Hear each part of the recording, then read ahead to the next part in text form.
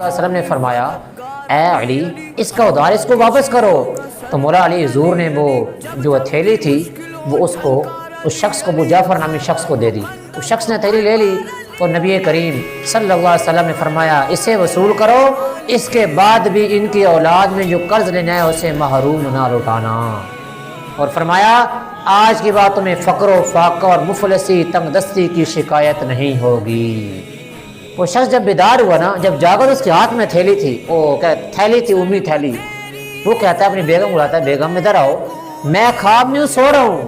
کہتا ہے جناب آپ ابھی جاگ رہے ہیں، پہلے آپ سو رہے تھے. کہتے ہیں تھیلی کیسی؟ کہتے ہیں تمہارے خواب میں تمہارے پاس آئی. اس نے بھی سارے کا سارا واقعہ اپنے گھر والوں کو اکٹھا کیا اور سنایا. جب رجسٹر کھولے اس میں مولا علی حضور شیر خدا کرم اللہ تعالیٰ وجہ کریم کے قرض جتنے لوگوں نے لیے تو قرض نام لکھا تھا، سارے کے سارے نام مٹ چکے تھے. اللہ اکبر. یہ مولا علی شیر خدا آپ کی آل سے پیار کرنے کا، امداد کرنے کتنا بڑا صلہ ہے.